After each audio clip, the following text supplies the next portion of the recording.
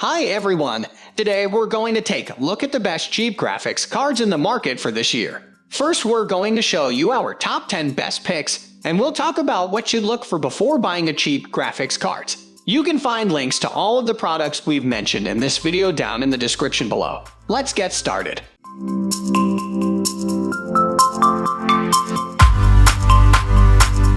At the first position of our list, we have AMD Radeon RX 5700. When it comes to budget AMD graphics cards, the Radeon RX 5700 is about as good as it gets. Capable of delivering 1404 type gaming on Ultra Max settings, you're going to be hard-pressed to find a better mid-range graphics card at this price point. Some sacrifices had to be made for affordability, however, and it is just barely affordable. The Radeon RX 5700 doesn't come with ray tracing, so the budget-minded will have to wait a little while longer before that feature makes it into even the best cheap graphics cards on the market. Maybe next year. Moving on to the next at number 2 with Nvidia GeForce GTX 1660 Super. Replacing the Nvidia GeForce GTX 1660. The Nvidia GeForce GTX 1660 Super is absolutely one of the best cheap graphics cards on the market right now. It is able to crank out nearly 80 FPS on Middle-earth, Shadow of War on ultra graphics settings at 1008 type, and even managing a decent 54 FPS at 1404 type. This is incredible considering it comes in at under $250. PS200 all for $100. Still, the Nvidia GeForce GTX 1660 Super does have its drawbacks. It still goes with a DVI port in lieu of a second HDMI port or even a USB-C, and while it does have a DisplayPort, you won't be running several displays with this card. It also lacks ray tracing cores, but that's not surprising given that this is a budget graphics card. Still, you're going to be hard-pressed to find another graphics card that's as good as the Nvidia GeForce GTX 1660 Super for the price. The number 3 position is held by AMD Radeon RX 5600 XT. With all the cheap 1008 type graphics cards out there, it's especially hard for gamers to find the right card for their systems and budget. In a market flooded with Nvidia offerings, the AMD Radeon RX 5600 XT thankfully stands out as one of the best cheap graphics cards in its class, and can even bloody the noses of some of the more expensive mid-range cards in terms of raw performance. Still, it is an AMD card, so it doesn't have ray tracing, and for a card that costs nearly $300, about PS250, all for $170, it's worth asking whether it's worth paying just a bit more for the Nvidia GeForce 2060, which does have ray tracing capabilities. If you can get by without the ray tracing though, the AMD Radeon RX 5600 XT is possibly the best cheap graphics card you're going to find. Next at number 4 we have Gigabyte GeForce GTX 1660 AUX6. While Nvidia GeForce graphics cards tend to shine brightest on the high end, they don't always pack the same performance to price value as a solid AMD offering. Fortunately, not every GeForce card is out of reach, and the Gigabyte GeForce GTX 1660 AUX6 brings the latest Nvidia Turing architecture to the budget-minded consumer. With excellent 1008 type gaming performance and even some solid 1404 type gaming with the right settings, the GeForce GTX 1660 AUX is one of the best cheap graphics card options for gamers who want a little bit more from their graphics card without paying a lofty premium. The number 5 position is held by AMD Radeon RX 5500 XT. If you're looking for solid 1008 type gaming without spending a ton, you can't go wrong with the AMD Radeon RX 5500 XT. It definitely doesn't aim beyond its reach, and it sticks to turning out quality 1008 type performance, edging out the rival GeForce GTX 1660 when factoring in the price. Capable of pumping out 60 FPS on most AA titles, the AMD Radeon RX 5500 XT will struggle with a Metro Exodus on high settings, much less Ultra. But for most games, it'll be tough to find a better graphics card at this price point. The number 6 position is dominated by AMD Radeon RX 574.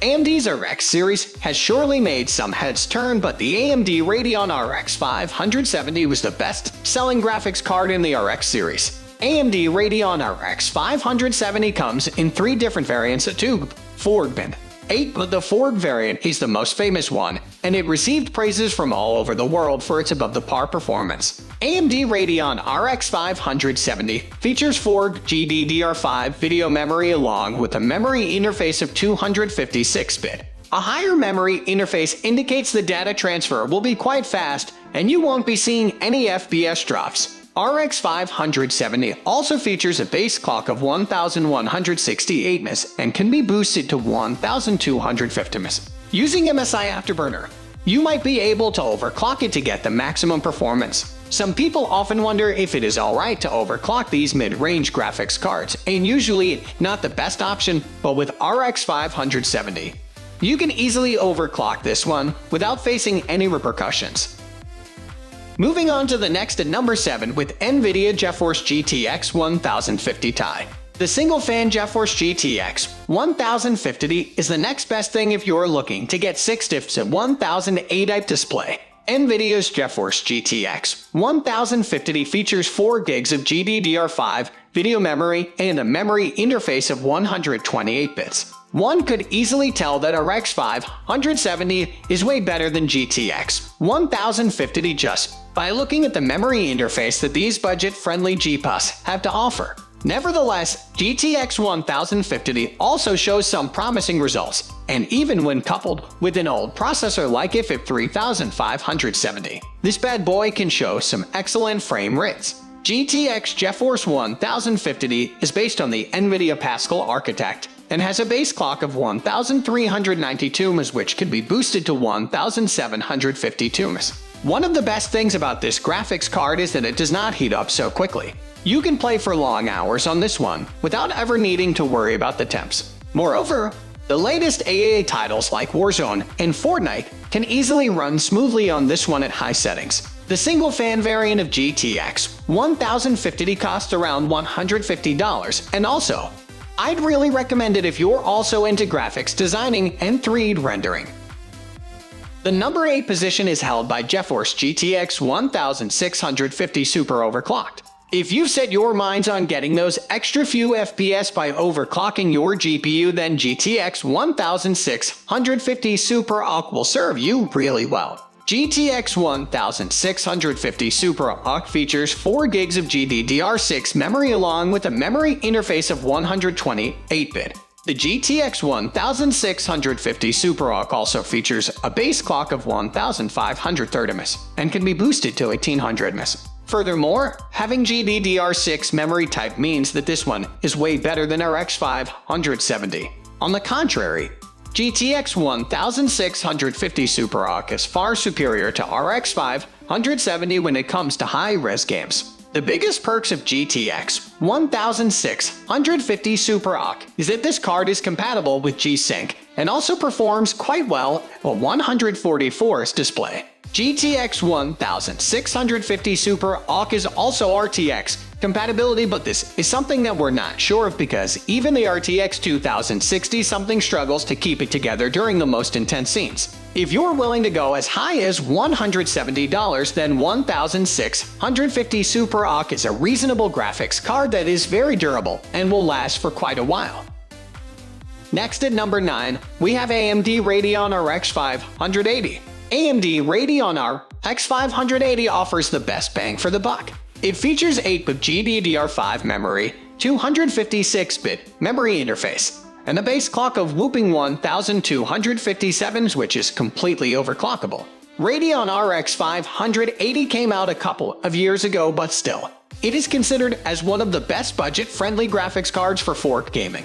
Most of the people who are looking to play games on fork with an economical graphics card believe that they'll see more of a slideshow than an actual smooth fork gameplay, but this is really not the case with RX 580. This bad boy will definitely exceed your expectations in some of the most demanding games. The RX 580 is a decent option out there, but it cannot offer the same performance and smooth gameplay as 1650 Super and 1660. There are also some limitations with this one, but when you only have $200 burning a hole inside your pocket and you're wanting to buy a cheap graphics card, then RX 580 wouldn't be the worst decision you will ever make. Finally, the number 10 position is dominated by Nvidia GeForce GTX 1660. Nvidia's 1600 series graphics card really blew us away with their exceptional performance at a very fair price point. For people who are keen on building a rig for 1404 type gaming, then GTX 1660 with its 6th GDDR6 video memory and a 192-bit memory interface would be an excellent choice. In case if you're wondering, there's a significant difference between the performance of 1650 Super AUK and GTX 1660, and the 1660 rules the battle in every round. This graphics card is also compatible with VR and offers a very smooth experience that even the most renowned GTX 1070 lacks in. Temps are also quite good. You won't be seeing anything above 75x77. However, GTX 1660 isn't the cheapest option out there. It is most suitable for those who are putting together a $500 or $600 PC build. Considering that GTX 1660 is only 12% slower than RTX 2060, I'd say that you're getting yourself a pretty sweet deal for just around $300. Aside from RX 580, I'd say that 1660 is the next best thing when it comes to delivering solid FPS in the most intense scenes. That's all for today. We upload computer and accessories product review videos every single day, so don't forget to subscribe and hit the bell icon for the upcoming video notification.